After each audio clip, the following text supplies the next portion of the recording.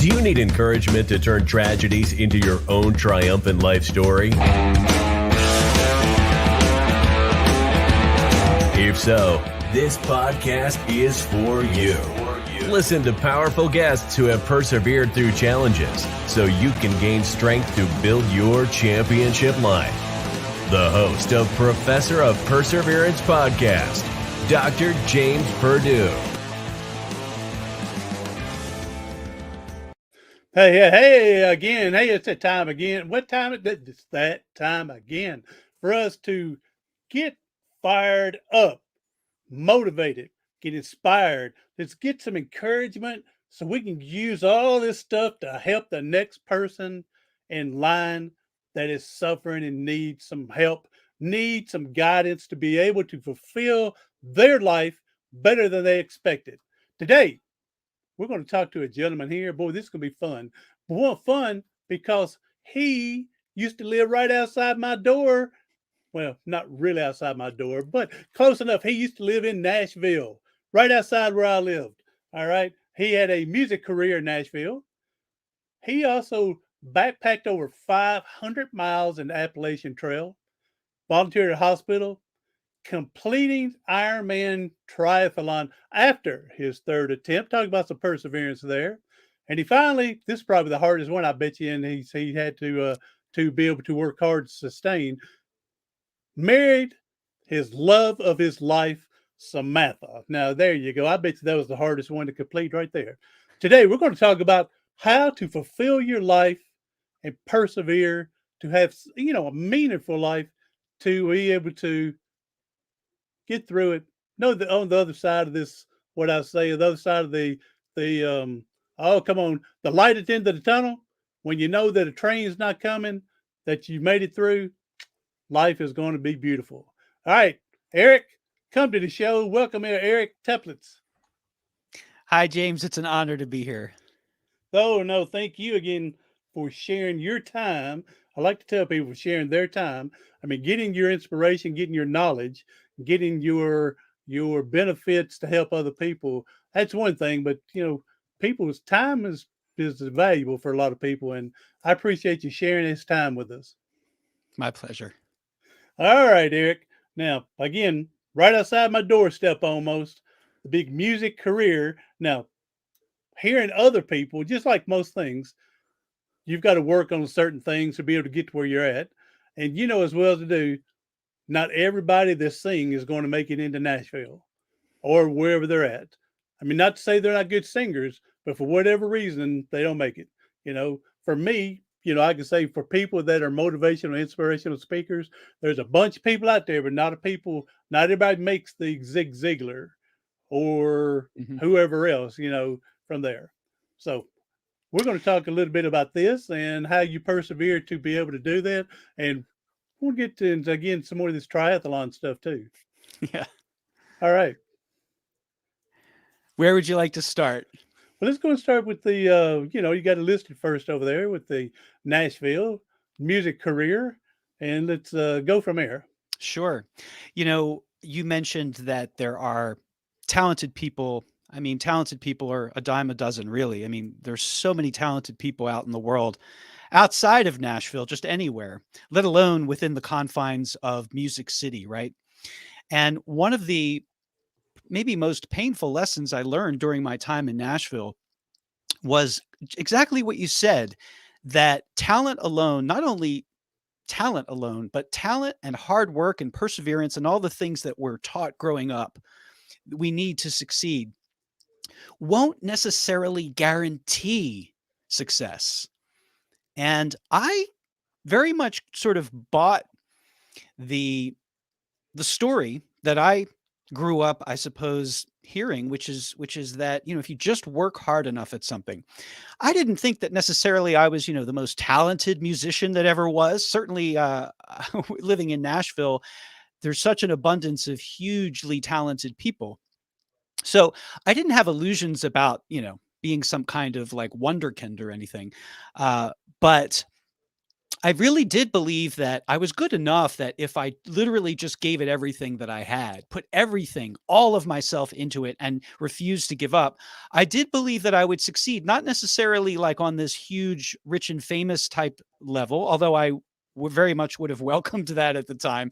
But I just felt like if I keep at this, I know from my experience performing in front of people and the reception that I would get, I knew that I was good enough that I could keep an audience's attention and entertain them and have a blast myself. And I just thought, I can't think of a better way to make a living than this. It's the thing that I love the most. And so I was really determined. And, to make a very long story slightly less long, I moved to Nashville. At first, I was still in college. So I grew up in Philadelphia and I went to school at Penn State for college. And when I was a junior, and I always knew though, growing up, music was my passion. It was the only thing I was really wanted to do. I kind of went to college to appease my parents. They insisted you have to get a college degree. We don't even care what it's in, just get a college degree. So I was, doing that, but I had my mind on music, and specifically I wanted to be a singer-songwriter.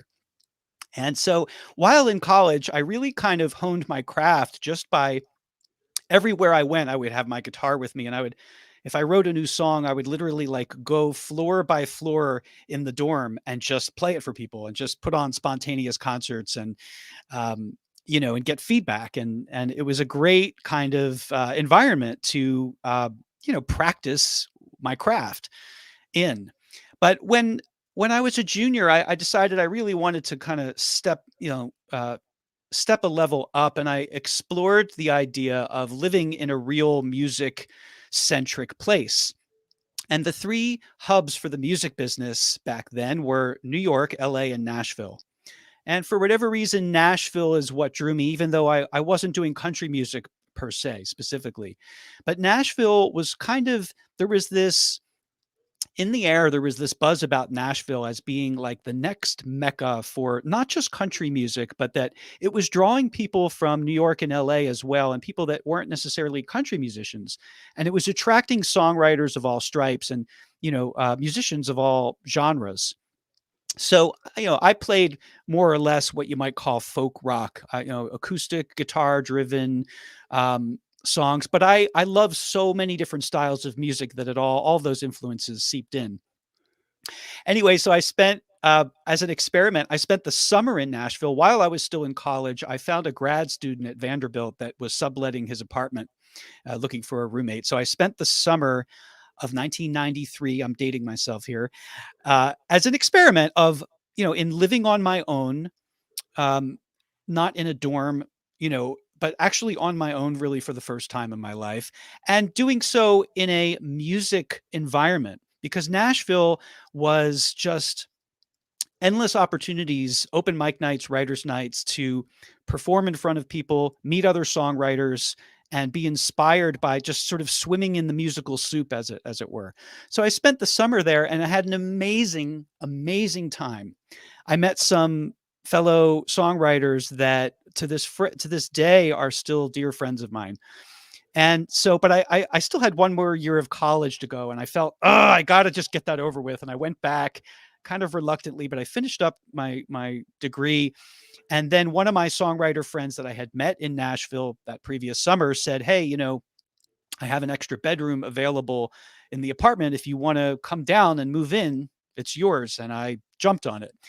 And I spent the next 3 years of my life, really working the music thing, as hard as I could. Well, And what you were saying earlier is the hard work, determination, the want, the drive, and the talent that you have may not necessarily get you where you want. Because look how many, like you said, come a dime a dozen with the music business.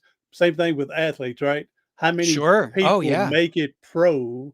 They say less than 1% of all the athletes would make it. And so, yeah, Yeah. And you put all this into it, it's still no guarantee. right. And I wasn't naive about that. It's not like I was well aware that the odds were, stacked against me. But when you love something, when you're just so passionate about it. It's your joy, it's your love, it's the thing that drives you, that it gives you meaning and purpose. I didn't care. Like, I didn't care that the odds were what they are. I had to do it. I had to, I felt like, this is absolutely, it's the only thing I want to do. So, um, I that the next 3 years of my life in Nashville were among the most growth-filled years of my entire life, not just musically speaking, but just in every way. I was learning to be an adult. I was living on my own. I was learning who I was and how to be in the world, but also there was an endless amount of musical inspiration around me. And this is a very long story just with the music, and I don't want to go too deep in, but certainly people can read about it on my blog if they're interested in all the gory details. But I think the driving point is that I spent 3 years hustling. I mean, kind of like uh, firing on all cylinders, right, for 3 years straight. And this is, of course, I had been building up to this. I had been working on music for many years prior to that, but the bottom line is I reached a point where um, it's rejection is a funny thing because it's all part of the process. I think in any creative endeavor, when you put your creative work out in the world, whether you're an actor or a writer or a musician, any kind of creative person, creative artist, um, rejection is the norm. And I actually had a pretty healthy attitude towards rejection because all of my musical heroes had been rejected endlessly before they became well known. And so I felt like I was earning my badges of honor with each rejection that I got. Hmm. But rejection it's a curious thing because you think you're building up a thick skin, and maybe in some ways I was, but it's not like something you can just turn on and off. Like, now I'm in business mode, so I'm going to be impervious to rejection. When I'm in artist mode, I'm sensitive and whatnot. But when I'm promoting and so, but what I found is that the cumulative toll of rejections and also disappointments, the rejections weren't always necessarily personal rejections, but just disappointments of things not working out after you worked really hard, putting all of yourself into it. And I was really just not, I think, developed enough as a human being to withstand that. And I basically I made an album. I was rejected by like 75, literally 75 different record companies, and decided I really want to make an album anyway. I'll do it myself. So I financed it myself. I recorded it myself. And then I started my own label to attempt to get it out into the world. And I did it all, like, I just tried to do everything myself. I wasn't averse to having help and support from people in the business. Certainly I would have welcomed that, but I wasn't going to sit around and wait for it. I was very impatient. So I basically became a one-man singer, songwriter, guitarist slash record company slash manager slash booking agent. I did it all, Oh right? yeah. Oh yeah. And I had, I actually had some minor successes. I mean, but ultimately the results that I got from my efforts were so unbelievably poor and so less than what I expected that I found myself just knocked down hard. I was really like I never had any intention to do anything else or to stop pursuing music, but I was so knocked down, and so honestly, I was just in my mental health was just a wreck. I was deeply, deeply depressed, and you know, uh, could barely get out of bed at one point. Well, this So this is a point. This is a point that reminds me that if you watch uh, I don't care what sport you're watching. If you see a team that's put so much energy, effort, emotions into a game, how many times you see them do that? And win or not, they may win, may lose, but they put so much into that one focus in that one game. The very next game, they stink it up bad because right, they they've put they exhausted themselves. yeah, exactly. And this is what it sounds like to me that you did everything to try to be so successful with Yeah. all the management, with all the publicity, with all the doing everything for yourself, like I said, your own record label, everything you put, and especially when you put the emotions all involved. And then, like you said, you get very little rewards. It's hard to come back from that. Not to say you can't. Yeah, no, it's interesting how people handle these things differently. Um, but you know, for better or worse, it blindsided me. I was I was about 25 by this point, and I was really a wreck. I just so um, essentially what I ended up doing out of total desperation. I remember being on the phone with my mom back, in Philadelphia, and she could hear in my voice how just, exhausted I was, and how depressed I was. And she said, "Why don't you just come home?" Now, if you knew me then, you would know that that would have normally been, I would have laughed hearing that. Like, that would have been the most unacceptable, like, "Oh, that's my mom. How sweet." But Mhm. yeah, no. Like that Yeah, would have yeah. been, to me, for me, that would have been the ultimate concession of defeat. And, you know, uh, but it was a testament to the state that I was in, that I couldn't think of a better option. I was in such a desperate state. So I said, okay. And I did. Um, and that time of my life, the next couple of years, was just immensely difficult emotionally, because I was processing, having thrown myself into my dream, and it was really the only vision that I had for my life. And it hadn't worked out. And what was even more disturbing to me was I had lost the desire to do it. I just didn't, I felt like I didn't have anything left to give to it. It was really difficult to accept that, because it was it was sort of my mission in life, or at least my self-determined mission in life. And, I hear stories like your story about people who endure, what I consider real tragedies. Certainly when I thought about what had happened to me, I felt, I kind of beat myself up about it and said, well, what's the big deal? Nothing terrible happened. You didn't like, you know, you didn't lose anybody that you love. You didn't, like, permanently hurt yourself physically, like, and so I couldn't even understand my own feelings as to why I was taking it so hard. And so it's Mhm. interesting that, you obviously endured this paralysis.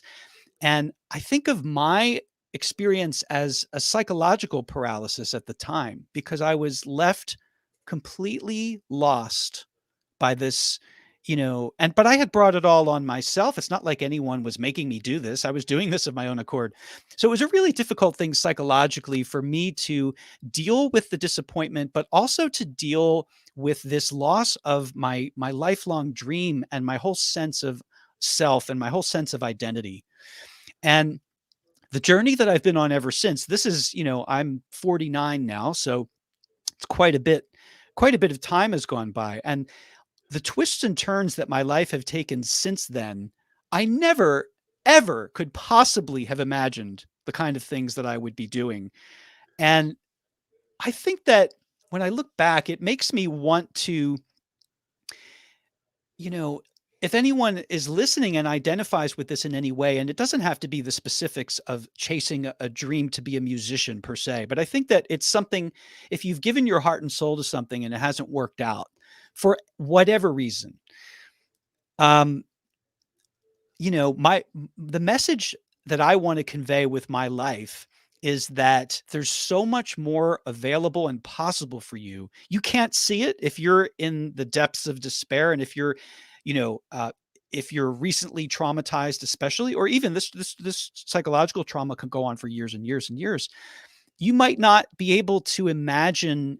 For me, I couldn't imagine ever being happy with myself any other way. It sounds ridiculous, but I had to learn through so many different experiences and explorations that it was possible for me to find other ways to be in the world, that my identity didn't have to be such a limited, narrow thing where everything depended on one thing working out, because that's a recipe, for disaster. because there's so much in life that's out of our control. You can't, you can't, as much as we'd like to assert our will on things. And I think there definitely is a place for utilizing your agency and your will. But the fact of the matter is that you don't have the whole say. And if we haven't learned this by now, after the last couple of years with COVID, literally stopping the world in its tracks, I mean, it couldn't be clearer. We don't have the whole say in this. There are That's right. other, That's right. there are other forces in the world and that are beyond our control. And we have to roll with them, and we have to adapt, and we have to, I think, really kind of just open ourselves up to being different than maybe the idea that we had of how we were going to be. Hey, and what you were saying a minute ago about you didn't go through the physical that I went through or not, but the mental state. Again, so much emotions was attached to this, and I'm like you. When you're like a horse racing, you got them blinders on, and Yes. all you see is that one thing you want to do in life. You're missing out what's all out there. And I was exactly like that with sports, with baseball. I had the blinders on that I was going to be that next Nolan Ryan Mm. or Babe Ruth. I was going to be the next. And again, my injury took that away from me pretty quick. Okay. But yeah, for years, I'm going, well, what am I going to do now? Yeah. I'm paralyzed. So were you talking about you weren't paralyzed physically? Well, not you. And I tell this at the end of my thing that you'll hear me say when we get done. I tell people to persevere past their paralysis. That could be emotionally, physically, Yeah. spiritually, Mhm. mentally. It's not necessarily just being paralyzed physically. It's what is in your way that's preventing you. And you had so much into this that led you to a depression. You didn't know what's coming up next in life. But when you finally woke up and realized there is more to life than just singing, Hmm. then what happened from there? Well, that's a great question, and I wouldn't say it's not like one day I woke up and it was like, "Okay."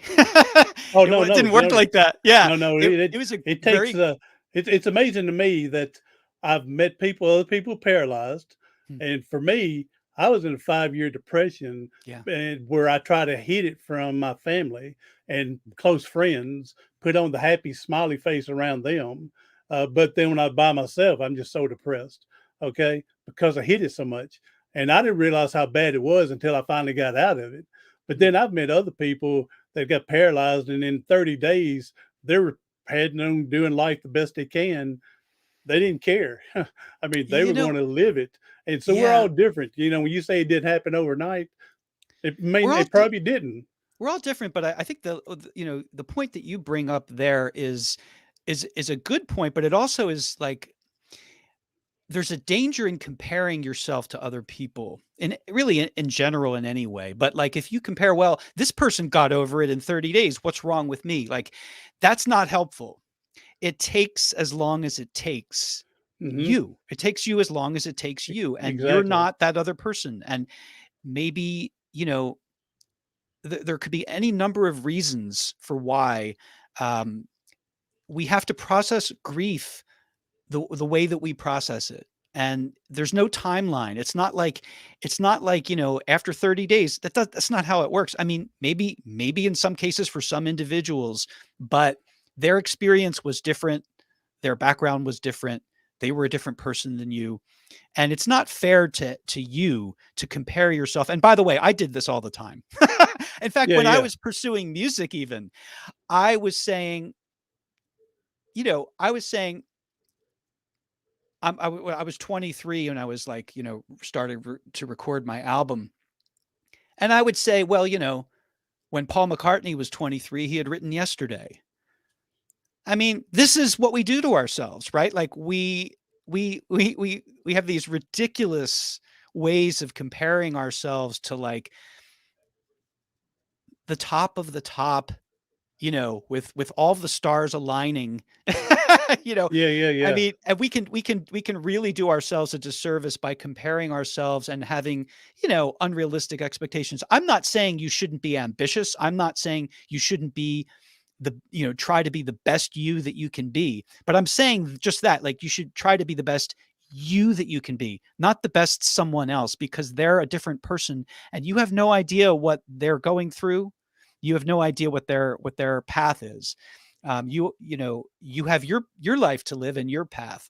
These are lessons that, it's easy for me to say right now, but like these kinds of lessons really can take quite a long time to internalize and to really, you might understand them intellectually, but to like actually live it and to like, not berate yourself for being less than some ridiculous expectation you might have. One thing that I find really interesting about the subject of perseverance is that, with music, I was trying to persevere and I really believed in that. I really believed if I just like keep persisting and never give up, I'm going to succeed. And I think that that's more or less, I think that's generally a healthy attitude to have, I think it's a great attitude to have. but Uh, it's not the you whole thing. exactly. There's so much to play into it, but I think the healthier spot is to realize, and this is hard for me and hard for a lot of people. You've got to be able to realize when it's time to move on. You said it. And sometimes, the way I I mean, think because of it now, you can hang on this thing for 100 years and nothing's going to happen. And what did you do? Stay frustrated, aggravated, depressed for 100 years. that's We, not you like know, that. You one could potentially do that. yeah, and one thing that I learned after my injury, after being depressed and everything, was I've come to find out we, all of us, we're multi talented. Hmm. We don't have to focus on just one thing. We got 5, 10,000 things that we could pick and choose from to make it even better for us. Hey, Joanne, thank you for coming in. Joanne, hey, appreciate you showing up. Hey, if you have a question for Eric, be sure to jump in and share with us. But thank you for coming in, Joanne. Yep. So, but we're multi talented. Well, and also there's more opportunities for us than we might be able to see at any given point in time.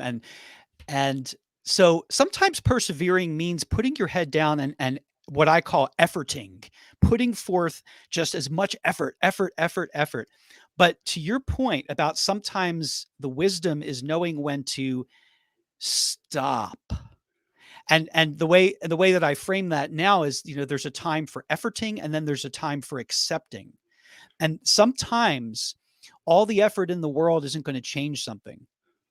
And sometimes with me, you have to learn that the hard way. It's sort of like the Hmm. brick wall metaphor. It's like you get a running start and you run as hard as you can, bam, into the wall, right? And it hurts, like your head is bloodied and you know, and if you're like me, you're like, okay, this time I'm going to knock it down. And you get it like a longer running start and like, bam, like you hit it Yeah. again. And some of us have to get a metaphorical, our head beaten to a bloody pulp before we learn the lesson of, oh, you know what? Maybe perseverance in this case doesn't mean efforting and running into the Yeah. wall. Maybe perseverance means redirecting ourselves.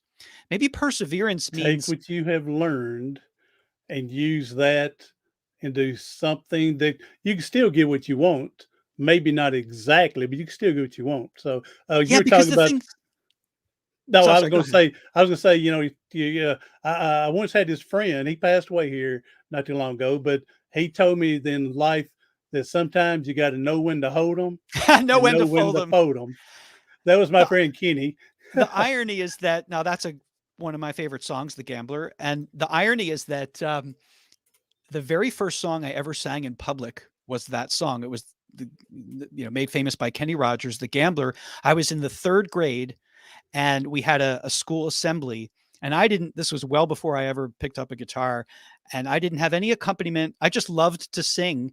So I got up on stage. I don't know what the occasion was or how this was coordinated, but I got up in front of the third grade and by myself, I just sang The Gambler.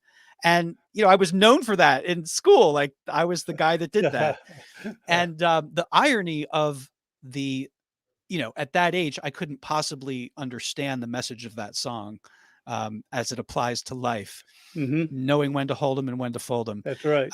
But interestingly, when I did move to Nashville, I got a chance to meet Don Schlitz, who's the person who's actually the songwriter of The Gambler. People think, as I did growing up, oh, well, that's Kenny Rogers' song. Well, Exactly. he recorded it, but he didn't write it. Don Schlitz, who's just a wonderful, wonderful songwriter. I got to see him play at the Bluebird in this tiny little, you know, unbelievably small venue that attracts the most, kind of well-regarded songwriters in Nashville. And I got to see him perform it, and I got to talk to him and tell him about, when I was in the third grade, I sang your song. Yeah. um, but yeah, it's so interesting how the lesson of that song, it even though I was singing it at a very young age, internalizing the lesson of that song took me decades. And but once I opened up to other possibilities, and it was, like I said, for me, it was a very gradual process.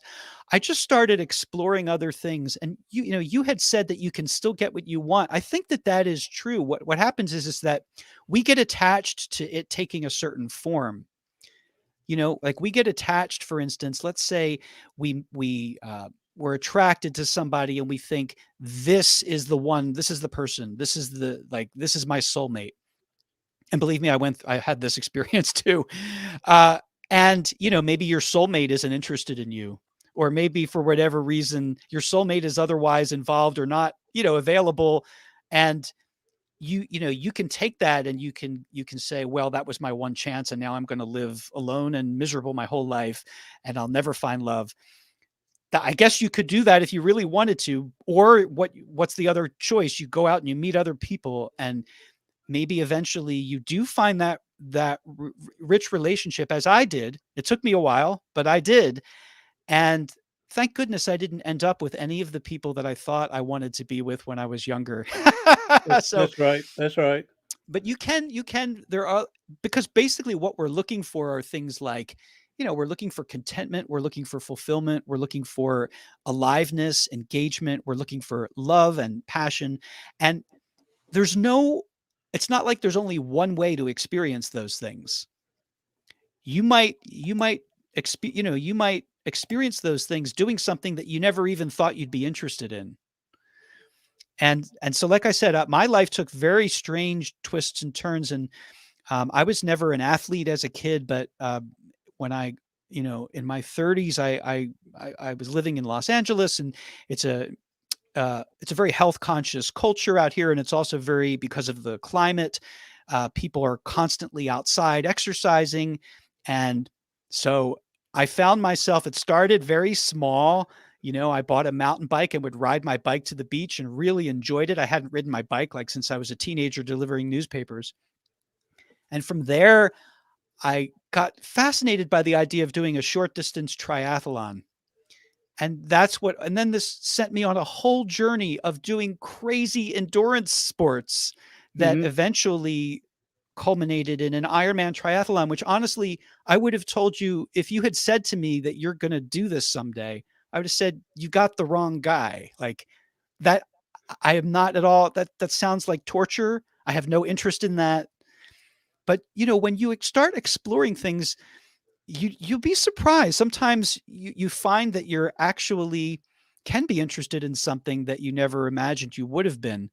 And that's a whole other conversation. But and we were talking a little bit offline before the show about our experiences, right? Doing races. And um, you know,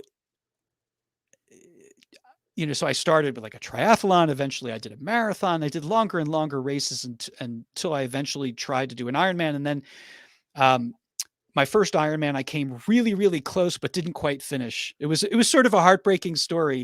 It Oh, was sort wow. of like the first Rocky movie, where like the hero, he doesn't win the big fight, but you love him for Yeah. just for Yeah. his heart, for his heart.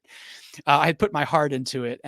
But eventually after two more tries, I did complete one. Um, That's anyway, amazing to me, with so mm, much is involved. Would you swim like 2 miles or something, 3 miles, and yeah, then well, you come back for the marathon, and then like 100 miles on the bike, something like that. Of course, yeah, again, everything's broken down, like I said, into smaller ones compared Yeah. to the bigger one. And again, I interviewed one guy, Brandon, in a wheelchair, and he did a triathlon type thing for wheelchairs, and he Yeah. did the swimming. And I think the only difference in him pushing the wheelchair was he used two different wheelchairs, one representing the running part, one representing the bike part. And I think he had two different wheelchairs for that. But he said it still took him 16, 18 hours, I Oh, think, yeah. for It him to took me complete that in a 16. wheelchair. Yeah. Yeah. It took me 16 hours to do the Ironman when I finally completed it. And yeah, it's like the thing that's so part of what's really appealing about getting into that stuff is there's the physical aspect of training, and it's obviously you get yourself into great physical shape and you feel good. So it's a positive cycle. You exercise, you reap the rewards of feeling good, your body naturally craves healthier foods, and it becomes this really positive cycle. And also you build up conditioning and endurance, and you can do more than you thought. And so then enter the mental aspect of it and the psychological aspect, where you have these perceptions of what your limitations are, and then you smash them by violating those beliefs about Yes. what the most you can do is. And it's amazing, and you go, I can't believe I did that. I wonder what else I might be able to do, you know? Yeah. And managing there's a physical aspect to training for endurance races, and there's also a psychological, a mental aspect to them. And it's endlessly fascinating to me, that experience of proving to yourself that you're capable of things that you never would have believed. And it can be a positively addicting, I think. I mean, anything taken to an extreme can be negative, but it can be a very positively, um, you know, uh, pursuit of, accomplishing something and going, wow, like, I wonder what else that I thought was completely impossible for me. I wonder what else I might be able to do. It's very empowering, I think is what I'm trying to say. Yeah. I'm all for people competing in something, Mm. because it just builds so much. Again, you never know how far you can go until you're tested. You don't know what you can Yes. do. You don't know what you can do until you're behind. Do you give up or do you move on? You never. Yes. I mean, there's so much you can learn from sports, and I'm It's so really big true. into team sports. Really Mm. believe in that because you learn to work together, you learn to pull together, fight together, give encouragement to each other. Mm. Really big into that. And when people say, and I'm going to tell you this, when you say you did this Ironman by yourself, no, there was Oh, somebody no, no, no. there that Yeah. supported you, I would that never make a encouraged claim like you. that. Yeah, there. Yeah. Well, how many people you go? Well, I mean, I'm not saying Tiger Woods will say this, but with Tiger, he won the tournament. No, Tiger and company. He Yeah. had a coach to tell him what to do. He had his caddy to give Yes. him advice. He had his children, his wife supporting him. I mean, I don't care, you're playing Yes. tennis, you're the Michael Phelps. You've had a community of people to help you get you where you're at. So Absolutely. I'm all for sports teaching a lot of life lessons. And I'll tell you, as I mentioned to you before the show started, when I started doing these races, I did much shorter distance triathlons. A triathlon just means it's a race where there's three components. There's a swim, a bike, and then a run. And then depending on what those distances are, they call the race, like it might be a sprint distance or an Olympic distance or a half Ironman or a full Ironman. That's all that means is it's the length of each, amount of distance for each of those sports. But when I started doing the very first race I did was the Malibu Triathlon, which was a more or less modest distance race. It was a half-mile swim, but it was in the ocean. That's a big difference from 18-mile bike, 4-mile run. And I did this for the first time when I was right around 31. It was around my birthday, around the time I turned 31. And I was blown away because at the race, I saw this one guy get out of the ocean and put on prosthetic legs, two of them, to then move forward to go into the transition area to get ready for the bike. And I couldn't even believe it. I saw a blind athlete who had someone with him, and on the bike they rode a tandem bike so that the sighted person was, basically like going the way, but Hmm. the blind guy was pedaling hard behind him. And it just, it just makes you go, oh my goodness, like the things I tell myself I can't do. And then you see people like this, and you see people like yourself, James. Like I just love seeing someone who's been through something hard, because again, we all experience some version of that, and they use it transformationally. Just because this happened to them, it doesn't mean their life is over. It actually means that there's opportunities for them to be that much more inspiring. And I did a video. It's on my website, and you can also find it on YouTube, called "Use Everything."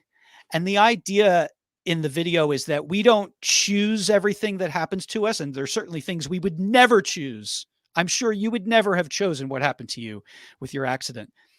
But even though we don't choose everything that happens to us, we can find some way to use it in a productive, positive way. And that challenge is out there for everyone, with whatever hardships they might have experienced or be experiencing. Is you know, how can I use this? How can I actually use this to my advantage and to the advantage of other people? And Oh, yeah, it's a great question to ask yourself. yeah, and I tell other people, you don't have to love what you're going through, but you need to accept it, learn from it, build on it, and then use it to help the next person in life that you know is struggling, to help them get through it as well. And that to We're here to help each other. Absolutely, and that is what perseverance is all about, right? You might be persevering in your path towards becoming a professional athlete like you were, and then life knocks you down and says, "No, this isn't going to be available to you." And then at that point, perseverance takes on a completely different meaning. Now you have to persevere through this devastating loss that you've experienced, and you have to persevere through feeling maybe hopeless, maybe depressed, feeling a total loss, a loss of your dream, feeling a lack of meaning. And then it's about persevering through all of that. And it takes, again, as I said before, it takes as long as it takes. There's no, like, you should not, um, beat yourself up about you have to go through it. The only way, they say, the only way out is through, right? So you have to persevere through, like you said, you might not like it at all. You have to persevere through that in order to get to the rewards on the other side. But I can, as much as I'm capable of making a promise with my limited control of the world, my close to as possible promise to you, whoever's listening, is that there is something worthwhile on the other end. There really are rich rewards on the other side of that pain and the difficulties. And, and so get whatever support you can to help you through the dark times, through the difficult times, because it's going to be worth it, man. If I could go back in time to my 25-year-old self, who was really pretty despondent, I would just say to him, "You have no idea how much good stuff awaits you. You have to just get through this. This sucks. It sucks. There's no question." And I know, because I was there. I was you. I went through it. And but but you don't know how strong you really are until you yes. get through it. Yeah. Yeah. And Hey, and it's you're teaching my ABCs that I tell people. I teach them A, to accept the adversity; B, begin the battling. That's with your support group. And then C, conquer your challenges. So Mhm. you're teaching my ABCs, brother. I appreciate that. Well, I had to learn it my way. And but now I really try to get this message out to people.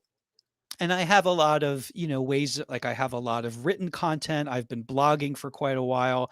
Um, and I have some video content, and I created a course over this past year called Opening to Greater Possibilities. And it really is with this message in mind, that we all have our limited. We all need other people. We all need support, and we all need inspiration. Um, and we need help, and we need a model that we can follow, and we need hope. We need all of these things. They're like oxygen and food and water. We need these things in order to persevere. And, so what I tried to do with this course, for instance, is to show people like, look, none of us can completely see the forest for the trees. We all have these blinders on, even though we might like to think we're open-minded, and we might be, but there's always blind spots and there's always things that we can't see. And there's also always opportunities and possibilities for us. And I think of it as like they surround us at all times. Like they're always there.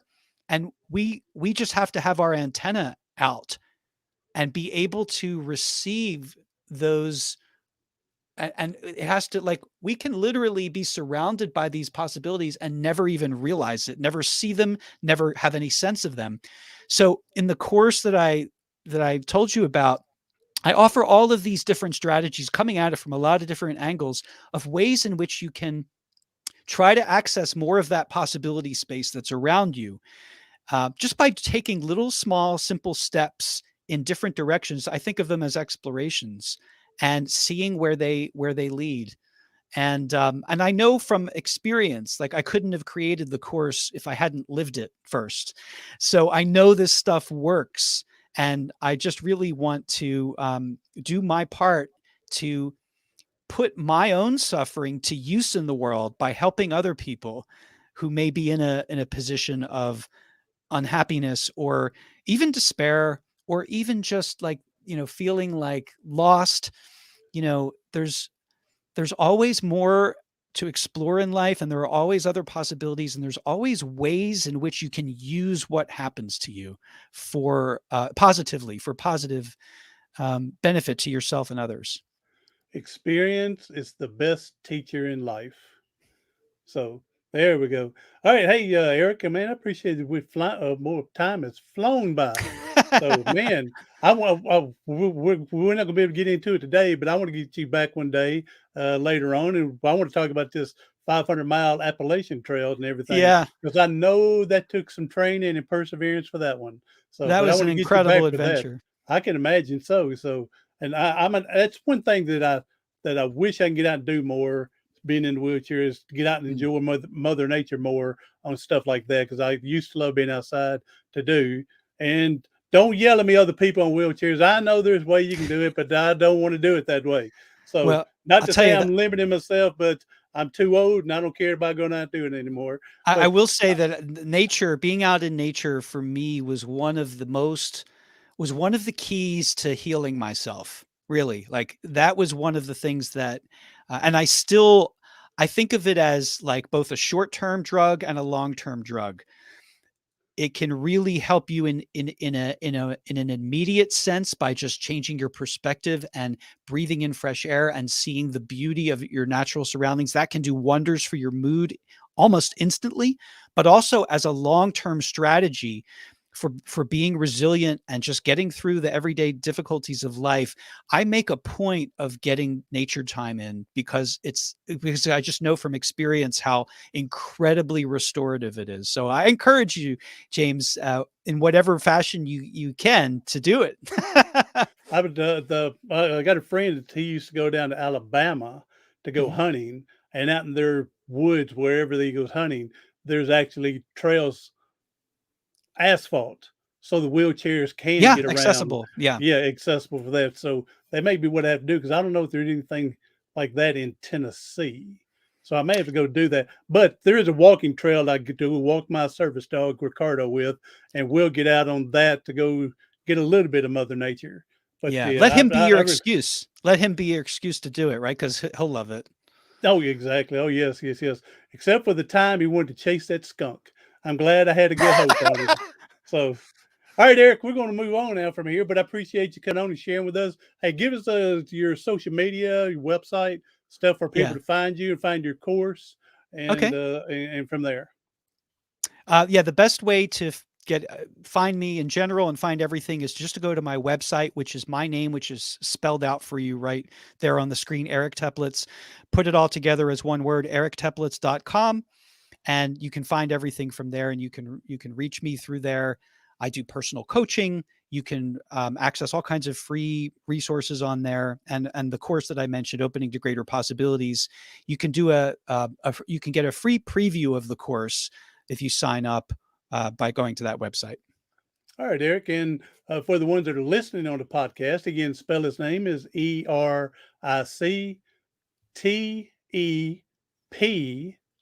So the LITZ.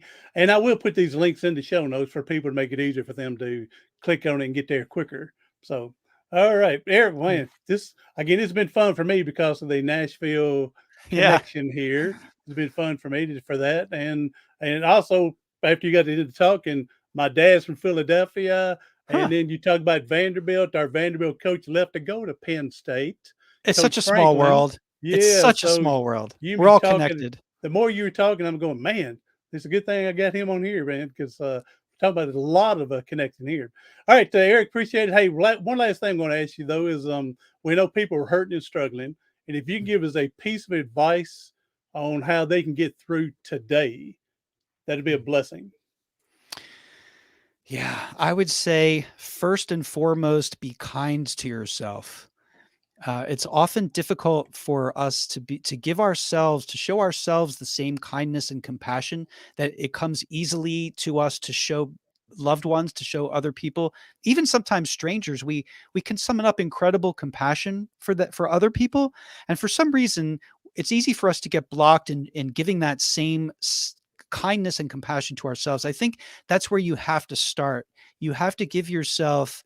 You have to be gentle and kind and compassionate with yourself. So that would be like my absolute first step. And just know that have faith in yourself, in life, that whatever you're going through is temporary. Everything we experience, everything is temporary, and you will get through it. So keep persevering and do it with a lot of love and self-love. And this is another topic we can talk about another day isn't it pitiful?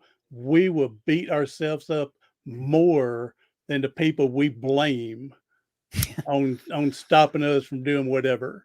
And so we're the one to shut ourselves down quicker than everybody else. So, all right, Eric, thank you for coming on and everything. Thank you for sharing and giving us some powerful motivation today. Joanne, thank you for coming in. Joanne, she was actually one of my early, way before. She may have been in the top 20 of one of my first 20 people that are interviewed.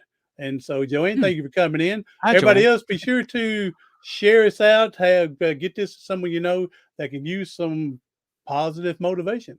So, thank you, everybody. Joanne, take care. We'll talk to you later, and we'll go from there. Everybody else, do something today, tomorrow, something next week that's going to help you persevere past your paralysis.